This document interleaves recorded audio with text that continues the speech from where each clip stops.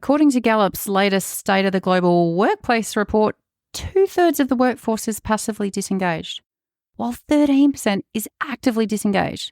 They're taking actions that directly harm the organisation and its goals. And just one in five reported that they were engaged and thriving at work. Gallup's unveiled that the global cost of disengaged employees has skyrocketed to an eye-watering $8.9 trillion annually. Trillion. So if workplace disengagement and employee disengagement is at an all-time high, what do we need to do about it? I'm joined by Claire Seeber and we unpack it all. Less hustle, more happy, and how do we take control of our careers? Let's get started. Welcome to Reimagining HR with Trina Sunday, the rule-breaking podcast where we challenge our thinking and our current people practices. This podcast is for time-poor HR teams and business leaders who are feeling the burn, lacking laughs, and not feeling the love. I'm Trina, your host, and I'm here to cut through the BS, explore different ways of thinking, and create high-impact HR functions. Because happier, healthier organisations are better for our people and our bottom line. So if you are keen to flip traditional HR on its head, hit the follow or subscribe button so you're the first to know when new episodes drop. I'm here to help and also to shake things up. So let's get started. Welcome. I'm joined by Claire Seeber today. She's a career and leadership coach, trainer, speaker, and author of the book, Less Hustle, More Happy, which I'm very excited to see hitting our shelves this month. She's an expert in career development and leadership and blends her experience in business, HR, and comms to make magic happen and allow people to show up as their best selves and have an impact on themselves, their teams, their organisations, and feel really proud about who they are and what they do. I've invited Claire to have a chat today around disengaged and disconnected employees. So ready to get stuck in. Welcome, Claire. Thanks for having me. It is a weird feeling sitting, listening to somebody say your bio as you just sit here politely, feeling uncomfortable. But thank you. I'm excited. I always love a good chat with you. Love a good chat. For people that might not know you, set the scene for us a little bit, and we'll talk obviously around what led us to want to have this conversation that we're having today around disengaged and disconnected employees. But talk us through a little bit your background and what's led you to where you are and what's lighting you up in the work that you're doing at the moment. Yeah. So I always like to start with the human because what I do is not who I am. So in terms of Claire as the human being, I love to laugh. I do serious work, but I don't take myself too seriously. I'm a big believer in that the world needs more heart, more humor, more honest conversation, human to human. So I try to bring that into everything that I do. I love to travel, love a good belly laugh, love a good glass of wine, cheese enthusiast, all of those sorts of things. And really started out I've always had an appetite to work. I was like the 6-year-old selling the lemonade, hustling the kids at school for, extra lunch money. And then I'd take that money and turn it into a small business on the side and then resell things to them, all that kind of stuff. I've always had an appetite to work out how businesses can thrive through and with people. And I look back at that now and I see how clearly that was for me from a really young age. But basically it led me to 15 years in HR roles, in communications roles, in various industries. So I'm a Perth gal, born and raised, worked here in HR and comms roles in oil and gas, in mining, in telecommunications. And then I moved over east to Melbourne for about 6 years and took on a head of HR role over there for a big retail and e-commerce business. That for me, from a career perspective, was an absolute game changer and was without question the catalyst for me to start my own business and start doing the things that I do now. Never, ever went to work in that role anyway and hated what I did. So me starting my own business wasn't because of that, but I had that moment where you start asking yourself, what does it look like when I'm having my best days? And what does it look like when I'm having those days where I'm like, I could do without that. And so for me, I realized that the things that I was really good at and that also warmed my heart was anything to do in the space of how do we engage humans and teams and people to be their best selves at work, do their best work so that they feel good about their contribution and so that teams can thrive. And so that sort of then led into me doing more coaching, more workshops, more kind of culture work, and then started the usual side hustle. Did some coaching on the side, actually got my very first client back in 2019 in Greece. So I took leave from my corporate role to go and fly to Greece and run a week-long program for an exec team over there. And I was like, holy shit, who am I to be doing this? Anyway, it was just a crazy experience. Got back, continued on with them for 3 months, resigned from my job. And then, they say the rest is history. It's not been without its challenges, but that was the catalyst for me to land where I am now, which is working with individuals to help them be the best talent that everybody wants on their teams, but also helping organizations keep and grow and nurture their best talent as well so that we can achieve organizational outcomes without selling our souls, Trina, because that sucks in work. It really does. And I think I love everything about that in terms of, where we are in terms of having thriving organizations and people feeling like that. And I'm interested to know if you have people react to the word thrive as strongly as I do, as if it's some idealistic utopia that people just think consultants say and it's not reachable. I find that interesting that it feels so unattainable. And I think that's part of what we're leaning into a conversation today around, why so many people are feeling disengaged and disconnected. Like, why are they so far from kind of being reignited in the work that they do? And I know that, we were talking about Gallup's kind of latest State of the Global Workplace report, and, the levels of disengagement are off the chart. Like 2/3 of our workforce are passively disengaged.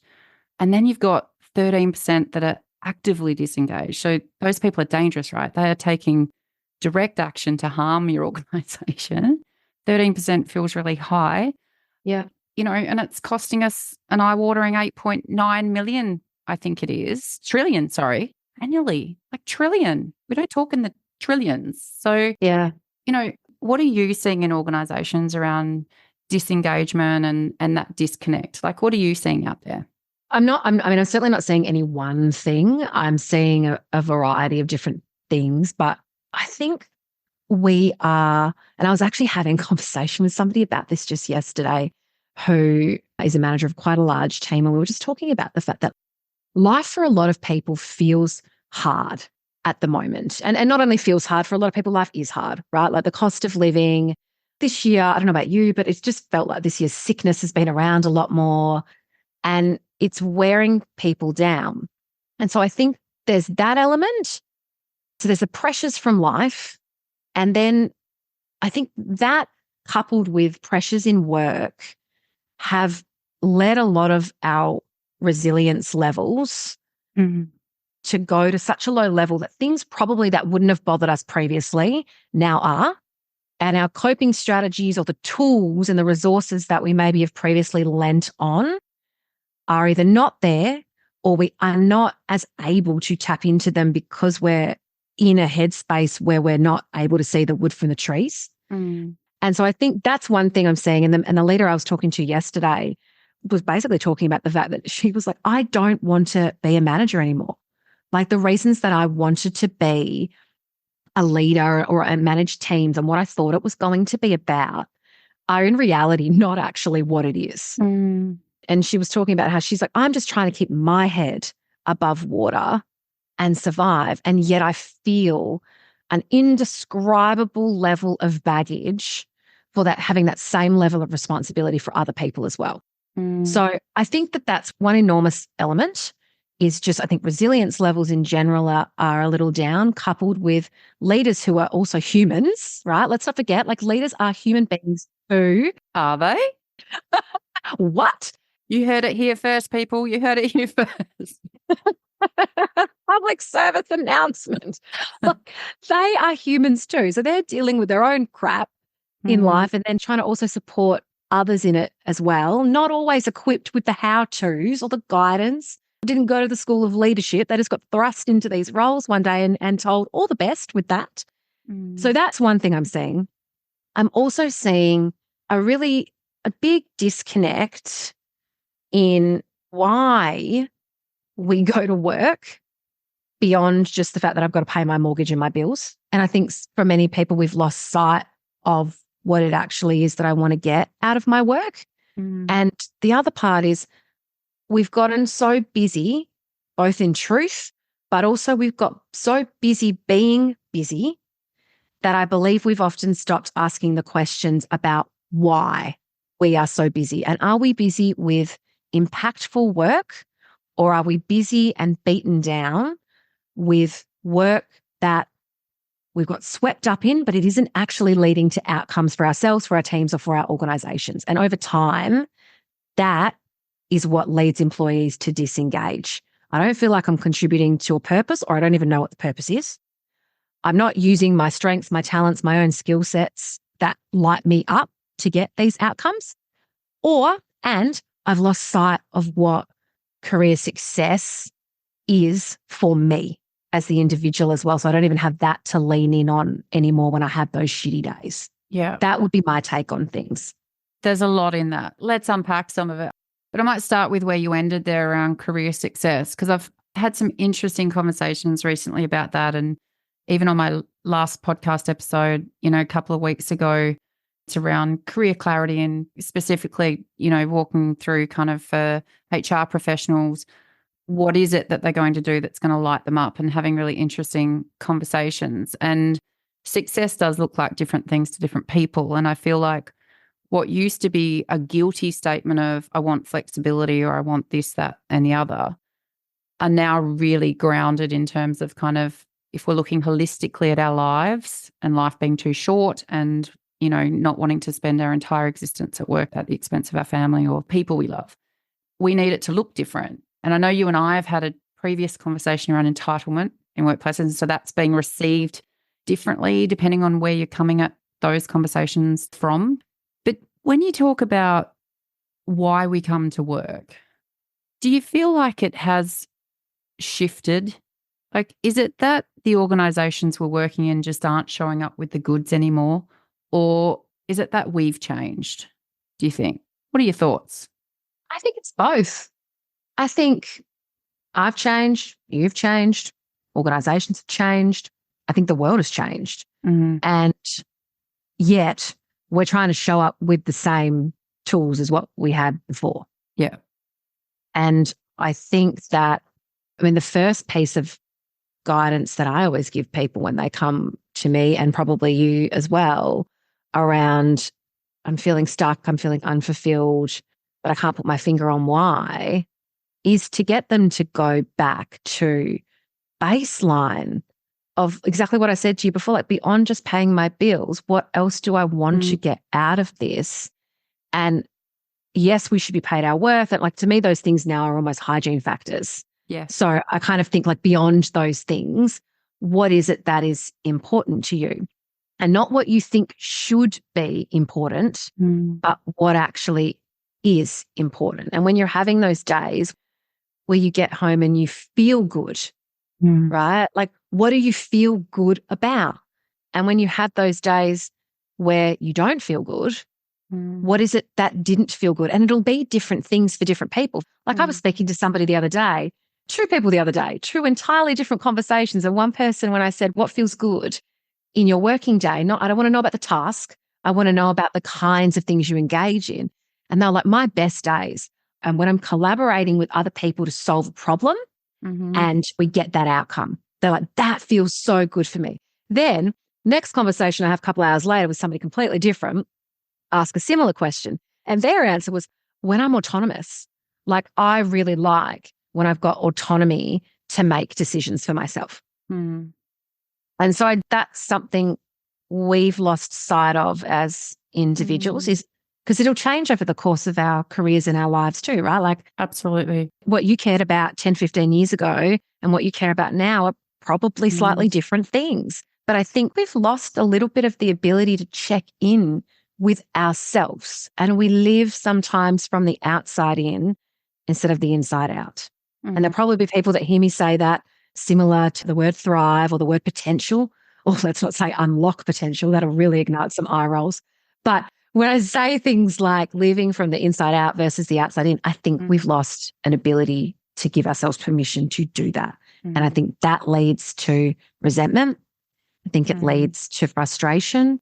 I think it leads to feeling unseen, unheard, unvalued. And there are other factors for those things too, but it does start with us seeing ourselves first. And I think, when you talked about organisations are still showing up in the same way, it's like we've had the same formula, right? And same with the transformational work I do with HR teams. It's like, that talent management model from Burson, circa, 1992 or something.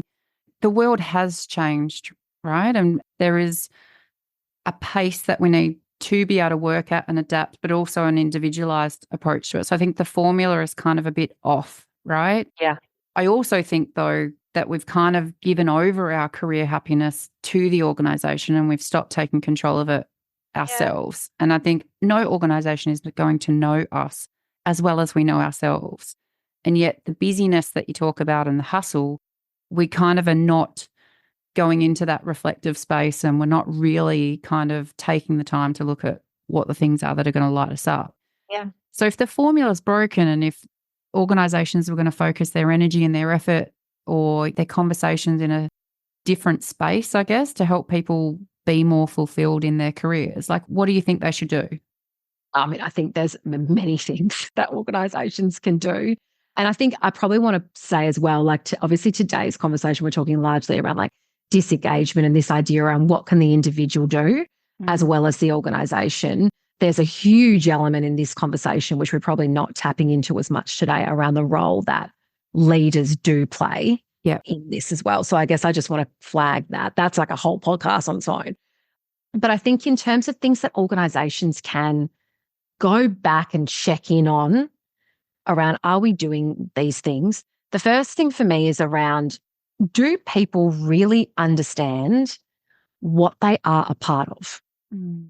We've been talking here a little bit around like individual purpose and how can organizations help people tap into that a little bit more. And there are ways that they can do that around literally just asking people the question, taking an interest and genuine curiosity in the human that works with you. But there's individual purpose and connection to that. Then there's also organizational purpose. And how do we give employees, to engage them more effectively, a deeper understanding of what their hard work is actually contributing to? And it sounds like, when we say it like this, it sounds like an obvious thing, to the point where I think a lot of the time people go, yeah, of course we do. But my question is, if you actually went, and I know this because I ask it often in workshops that I run, around, talk to me about how your role contributes to the purpose of the organization. And more often than not, people will look at me blankly and be like, I don't know how to answer that, Claire. Right? And it's not their fault. Yes, they could do some research and be asking bigger questions themselves. But I kind of go, well, imagine for organizations what could be achieved if people were more connected to how their effort, their expertise contributes to the purpose and the mission and the outcomes of an organization. So that would be the first thing that I would say, is for people listening to really ask the question of, like, if I went to random people inside my organization and I said, how does your role and the 40 hours a week that you give us contribute to our purpose? Could they actually answer that question? And what I don't mean here is that they just translate their job description and read out the dot points that are on their job description. I mean, actually, how do they contribute to something bigger? So that, for me, is a huge thing around driving better engagement. The second thing I think is also kind of piggybacks off the first one, is how do we drive more impactful conversations around strengths, skills, and talents? Because for a lot of people, we're operating in an environment where we're so busy that yet we're operating on autopilot in that busyness. And we're not actually thinking about, of all the things I know, all the things I've done, all the skills that I have, which one will be the most impactful one for me to use to get an outcome here? A, do I even know what they are? B, can I own them confidently? C, do I know how to leverage them to get outcomes for my team or for my department or my organization? And then D, do I know the reverse point of impact on that when, if I lean into it too much, actually is going to have a reverse impact and just piss everybody off around me. And so take your passion and shove it. Not today, Jane. Like, I think there's a real missed opportunity in the way teams have these conversations to ignite more engagement. And that can be as simple as teams having conversations around, like, what skill set do you think you actually used to get that outcome this week? Like, this was an amazing result. What strengths did you use to do it? And again, getting people to be just more cognizant of the really amazing parts of them that they are using to get outcomes. And that in itself fuels enthusiasm. So that's the second thing. And the third thing, and then I'll stop talking. The third thing that I think is an opportunity again is, and I'm keen for you to build on this too, like, language fuels culture. And you only have to walk the floors of most organizations and just open your ears for 30 seconds. And the conversations will generally be like, hey, how you going? Oh my God, I'm so busy. Oh my God, me too. I just need more time. I've been working every night this week. And well, again, I'm not questioning that there are huge parts of that that are probably very true. But if we take this lens of that language builds culture, and we are in an organization that is using busy as a badge of honor, busy as a metric of performance, as opposed to impact, we've got a problem. And I think the opportunity in there for HR teams, for leaders, for boards, everything is to switch the language and obviously get deeper than just saying, don't use that word anymore, but switch this idea of what am I busy with to what impact did I have this week? What impact did we have this week? If we said yes to this week, what did we say no to? And was that the right decision for us? And is it getting us closer to the outcomes that we need? And so I think being able to start embedding practices, rituals consistently like that can go a really long way to shifting the needle a little bit more around re-engaging people, re-inspiring people to still achieve results, but without them feeling like I'm just selling my damn soul doing it. Yeah. And I think, it's like when, and I'm pretty sure I heard you talk about this, so I won't take credit for it, but it's like, I've heard people say, I don't know how to say no. It's like, no, you say no all the time. You say no when you say yes to that other thing at the expense of the thing that you were going to do. You say no to the gym when you decide to go and have the wine, Trina. You say there's always a no, but there's not a consciousness around it. So we say yes to things quite readily without having that conscious and deliberate kind of thought process, right? I loved the reframing you were talking about for the strengths reflection. I always talk with my coaching clients around what their superpowers are and, how they talk about it. How do they know what they are? How do they know when to use them? It's not always appropriate to use your superpower in any given situation. But I love the reframe of often we encourage people to do lessons learned and to debrief and say, okay, what went really well with that? But I don't think I've ever been in a conversation where I've heard someone in the room be saying, okay, so what skills and expertise and strengths did we bring to the table to solve this problem, to build this thing, to help these customers?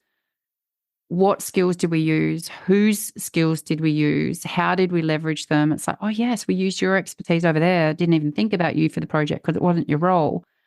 And we've pigeonholed a lot of that. And I think when we have a greater fluidity around how we harness the collective strengths of the people that we have in our organizations, then there is a greater connection because we're built to be connected humans, right? And so I think it can be really easy to disengage with the task. It's harder to disengage with the people, especially if we care about them. But we often find it hard to disengage with the people we don't care about because we're too busy hating on them. But, I think it's trying to just figure out, I think that reflection, that reframing to add the strengths and the expertise reflection in, there's an actual really powerful one. Absolutely. This then becomes about discipline, right? It's not capacity to do that or even capability to do that. It's the discipline to decide that I'm going to embed a new way of doing things, a new ritual into the conversations that we have as a team or we have as a department, instead of spending the time just talking to the next task or spending the time just talking to, what was shit about it.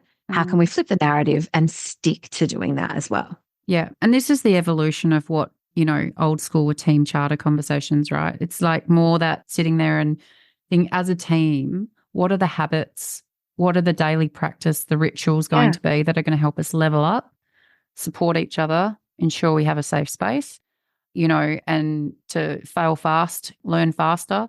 But how do we kind of make sure we can hold that space to be as agile as possible, to be as innovative, collaborative, all that good stuff in terms of us getting the result? So what is it at the individual level? If individuals are kind of looking at, you mentioned them using their expertise, you're talking about them having a bit more enthusiasm around how do they harness those things together to take control of their career? Because I feel like we've given that power over to others and we need to take it back. I'd love to know your thoughts. Yeah, definitely. I wrote a whole book about that. So shameless plug, Less Hustle, More Happy, grab your coffee. It talks about this in its entirety. To your point, how can we as individuals be the driver of our own careers, but then equally as much, how can we be the person on the team that like everybody wants to be working with too? And the leaders that help build that in others, right? We talked and acknowledged the fact that the leader gap in the conversation where it could be a whole episode, but how can leaders step into that space of supporting those careers as well? Absolutely. And so to me, there's two parts. The first I've sort of already touched on, and in the book I talk about it too, this 3E formula to a happy career. Talk me through it. Which for me is around how do we combine our effort? Mm-hmm. And when I say effort, I mean targeted efforts.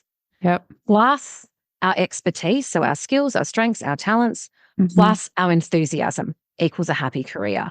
And why I think that this is so important is because when we do get so busy being busy, we lose sight of, again, what am I busy with? And that's why I say targeted effort is the key part of that, because we can put in a lot of effort and a lot of inputs, a lot of time, stress, pressure, and then feel really frustrated, as many employees do, when I don't feel like my efforts are actually translating to outcomes. And that's where people disengage. And that's where often we feel like we're losing hope, because we're like, well, all the inputs are there, but it's not translating to outputs or outcomes. So targeted effort in terms of being really clear for you as the individual, like what is success for you, both in terms of your career and your role. Like what is success for you and beyond just paying your bills, but also the value that you add to the organization. What does success look like for that? Who do I need to know and who needs to know me in this organization in order for me to get outcomes more easily and with more joy attached to them as well? Then go out and nurture those relationships. Go out and cultivate those relationships instead of just having on your to-do list, build network, right? Like actually take a targeted approach to how we do that inside our organizations. Spray and pray. Yeah, yes, spray and pray. And then add to that again, and I won't go into it in too much detail, but this knowing your skills, knowing your strengths, knowing your talents, knowing your passions, and then being able to leverage them more intentionally, more deliberately at work. Those two things on their own take us out of this space of what it means to be a hoper, which is that person who is, I'm rocking up.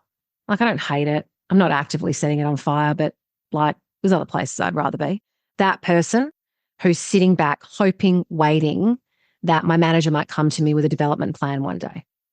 That was 20-year-old Trina the dreamer. As opposed to like, what can Trina do for herself to take her from hoper to happy, right? So that's kind of one of them. And then the other part of how this formula contributes to a happy career is it also takes us from the hustler. And the hustler are those people in organizations who are working so hard, right? They're putting in the effort. No one's questioning the effort, but their enthusiasm is so low that not only is it probably having an impact on their teams and the people that work with them, but it is absolutely having an impact on themselves because they feel like they're banging their heads against a wall. We're pushing really hard on the effort front with the inputs to the point where I'm now starting to be frustrated. I'm burnt out. I don't want to be here. And that is probably impacting the relationships that I've got with myself, with the people that I work with, and probably the people in my life too. My argument is that a dissatisfied employee is unlikely to be a satisfied human. Yes. It bleeds. And as much as we can say, oh, we separate work from life, like, I'm sorry, we don't. We don't. They bleed into each other. And I will die on that hill, Trina. I will die on that. I'll be there right next to you. They bleed into each other. So a dissatisfied employee is a dissatisfied human, and it will be impacting other areas of their lives. And so I think if we can kind of zoom out, look at some of the strategies that I talk a lot about in the book around like self-awareness, vision, mindset, cultivating the right relationships with the right people at the right time, looking at what it actually means to have performance currency in an organization, which isn't just about working harder and harder and harder and hoping somebody notices, but it's actually, again, going back to that targeted effort and how can I be an impact player? And then this piece around future-proofing ourselves. And I talk about this idea of being a meerkat, my most favorite animal apart from my dog. Then the meerkat idea is, you know how meerkats, like, they're just so fun to watch at the zoo, and they're looking up. They're looking up with enthusiasm and they're looking around them.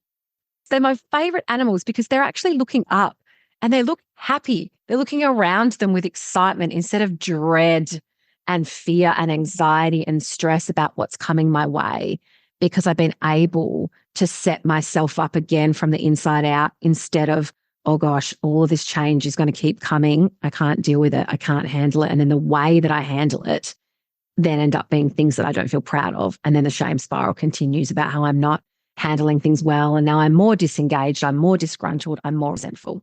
Yeah. So, it starts with self. In fact, I have someone ask me regularly in workshops around when I talk about self-awareness, and they're like, Claire, like, when is the whole self-awareness thing done? Like, when will I tick that box? When can I stop journaling? When are you going to tell me that I can stop journaling? It's not for me. I'm not a journaler either, to be honest. I go through waves with it. But what I've found very helpful is mind mapping and brain dumping, which I think is just a similar thing. But I found words that work for me that don't incite the I should do this, but I don't want to do this vibes. So I think, the self-awareness thing underpins everything. Like, we can teach, I imagine you would agree with this, we can teach all of the skills and all the frameworks in the world around how to navigate conflict and how to give feedback and all these things that are really, really important to having careers that are fulfilling. But if we don't actually know who we are at our core, what lights us up, what freaks us out, what triggers us, what pisses us off, what motivates us, then those skills and those tools aren't going to be put into practice, or they're not going to be put into practice effectively because I haven't understood myself first. So the book does talk a lot about how can we show up for ourselves first and foremost to feel better about what I'm doing with my 25,550 days on earth. But then secondly, how can that translate to being more impactful on the people that I work with and the outcomes that I get? And I think the devil's advocate in me, while you're up on the hill, where we talk about life bleeding, what's happening at home comes to work and what happens at work comes home, right? But when we look at the whole person, the human to human, right? What are your thoughts around the fact that we do have a lot of us that as soon as I hear the word resilience or coping mechanisms, there's a bit of like eye rolling and, there are people where we started some of this chat, right, where you were saying that people are fatigued. They're not feeling that they have the energy, the power, the inclination or the appetite to fight anymore even, not your words, mine. But I think, so the challenge is when we have this mixing pot of people, we do have people coming to work, let's be honest, many or some of them at least, who are inherently unhappy people and are going to be unhappy at work and probably have no interest in what we're talking about here, right? So because they're not our audience. Thanks for coming. What are your thoughts around like the reality check of how hard this is and where it stops and starts? And because I know for HR teams, for example, HR teams are typically then the ones getting well, that's not real. This person's trying to connect the meaning for their job to the purpose. Yes. There's 16 degrees of separation from that goal. And it's like, well, your job as leaders is to translate how they shift the needle in what regard. But some people are finding it a bit of a stretch, and HR teams, I think, are in the middle trying to be the bridge around the aspiration for us having and, enabling happy careers with the reality of some dysfunctional and toxic kind of environments that are making it a bit hard for that to be conducive for thriving. I agree with you around the eye rolls that often come now when the words resilience are used, or coping strategies, all those kinds of things. It's almost like it's like I get it, but just I don't even have the capacity to deal with that. And I think it's important to note that when we talk about purpose and stuff like that, and I talk about this in the book too, it isn't about saying that your purpose and your why has to be work. My argument is actually just get clear on what's important to you in your life, because when we're clear on those things and we know what is important, we can then make better decisions. So for the person, as an example that you gave, who, might be going to work and they're just an unhappy person, maybe stuff has happened, or maybe they are just generally not a satisfied person. My argument, and I've worked with these people before in previous HR roles too, my argument still for that person is that there's something in there with them where they don't feel heard, seen, valued, or fulfilled. Maybe a combination of a number of those things. And so we are still humans at the end of the day. So how can I connect with the human in there and work out with them? This is not saying we need people to share all of the intimate details of their lives, but how can I connect with the human in there to understand for them, like, what is it that you enjoy? And as the leader, it's about being curious about your team. Okay, what you enjoy is actually that you really love playing video games at nighttime, and you just want to come in, do your job, and you want to go home and do that because you really enjoy that. Maybe you're so good at video games that you get paid and that's your side hustle, is to play video games. So this for you is a means for you to be able to do that. Great. We've still tapped into then what motivates you as a human. So, hey, what would it mean to you then if we were able to work together a little bit more and help you be even more impactful in the way you do the job when you're here, so that you can get home quicker and do the other shit that you want to do? Yeah. And I know it's more complicated than that. And, we're doing a 30-minute podcast trying to solve the world's issues. But I think even people that go into work and they're like, I just want to do my job. Awesome. Like, seriously, awesome. Because not everybody's needs to have their purpose be work. But my argument is, and what the book's saying is, work out though what it is that is important to you.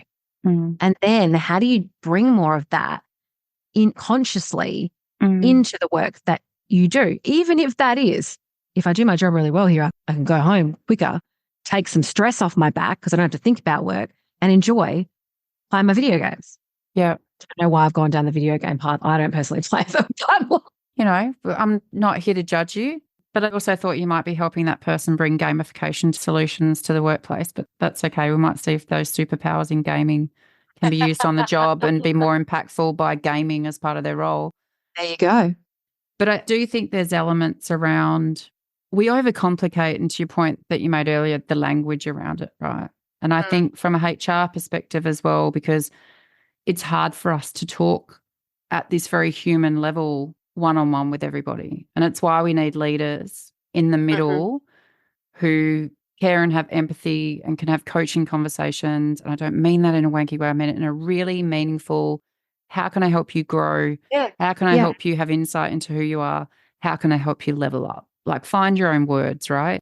Because when I think about my own career in that space, like, it is very liberating when you realize you don't care about your job. Now, let me expand on that. Yeah. I don't mean my business. Clearly, I'm passionate about this, and my enthusiasm is off the charts, but I feel like I've applied your 3E formula, right? Like, in terms of, you talked about the targeted effort, and for me, it's different language, but the deliberate intention, like deliberate and conscious around, what it is that I'm doing and why, and then how I use my superpowers to do that in areas that light me up. And, and I was talking about that in the Career Clarity podcast, but it's very liberating when you realize, for example, so I don't want to be that high up on the career ladder. Yes. And for me, obviously, moving to Cambodia and having a whole different perspective on, money and what wealth looks like. So you talked about what career success looked like. I've done a lot of work around what wealth looks like, and being wealthy not necessarily being about the money. It's being time with family, healthy, having freedom. And so the work and the money is a means to the freedom. Yep. And the freedom to choose is what will fuel my happiness, to then be able to choose to do the work. And so to your point earlier where you were talking about the manager who'd shared it's just not worth the money, like I'm in this space where I'm now not as impactful as I thought I would be. And I think it's quite liberating if you can have someone say, do you know what, I don't want to be a manager. Yeah. But I think we've got an opportunity, though, to address some of the causes for why being a manager is so unpleasant. It doesn't have to be that way, and we can be doing a lot more to set that up for success.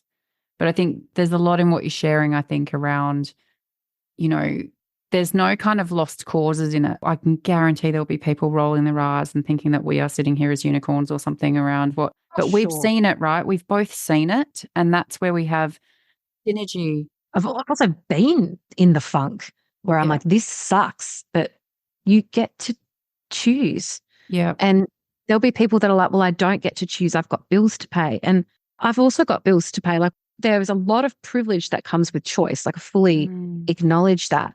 But we can choose. Like, if there is somebody that's like genuinely miserable in what they're doing, we still do get to choose. Do I stay and continue to be miserable?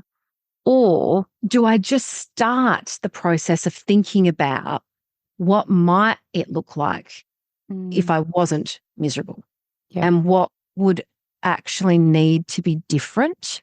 And get really specific about what would actually need to be different for me if I was to start to feel more engaged or more satisfied. Like, if we just start, permission to start, I think is for a lot of people what we need to do. Just permission to start. Mission granted. I think there are the steps that people take, as you say, but I think that awareness of knowing, I think some people struggle and don't realize for a long time that they are stuck. Yeah. And I feel like that's why your relationships that you have around you are really important in terms of, hey, dude, really stuck over here. I've heard the same story from you about 6 times, and it plays out differently in your social circles versus with your spouse versus, what's happening at the football field or wherever it is that you socialize with people or interact with humans. But sometimes we don't see it. When you say, see the wood for the trees, sometimes you can be so far in it that you don't see it. And I think part of what I would encourage for that is if we cared about people at all, and if we're not sociopaths, then I think there's an opportunity in there around, again, not being intrusive and not being all up in people's grill around their life and their woes or, intruding into kind of privacy. But if we see people in our team that are clearly unhappy, I think, there's some really simple kind of even just talking to people around, I was listening to this really interesting thing around happy careers, and it was quite interesting talking about just planting seeds for people around, I did some stuff then. I was just thinking about what is it that makes me happy, because coming here is not making me happy, and this is what it looks like for me. And I think just sharing that, right, out of this kind of common drive to help lift people up. And I know a lot of people that are built like that. And so I think even if we did that to help encourage giving people some line of sight would be a healthy thing to do. Yeah. I've got a question for you as we close out this chat, Claire. I'm having lots of ideas and we might have to have a follow-up. Love that for us. What does reimagining HR look like to you? Reimagining HR to me is around, and I'm drawing on my own earlier experiences being in HR teams years ago. It's about moving away from the tell or sell experience to, we are also business owners. When I say we are business owners, I mean HR professionals inside organizations. You are part of the business too. We need to think like business owners. And so whether that is for the individual, it's about elevating your own business acumen or your commercial knowledge and your understanding of how business actually runs, whether it's just understanding more about the different departments that make your business successful. Reimagining HR is seeing yourself as a HR professional, but as a business professional who is there to help the organization, or not even help, who plays a part in the organization achieving its outcomes. But in order to do that, we've got to get out of previous traumatic memories that I have of being just in our silos of the HR space and more into understanding the nuts and the bolts and the metrics of an organization, and then how do people play a part in bringing that to life. That for me, and I know there's a lot of amazing HR teams that are like well and truly on that journey and have done that flip, but I still see plenty of opportunity for it to continue as well. That would be what it is for me. I think so too. And in the hustle and bustle of it and their own busyness, I think they can break down those silos, right? Less hustle, more happy. I'm on board, Claire. Thanks for your time.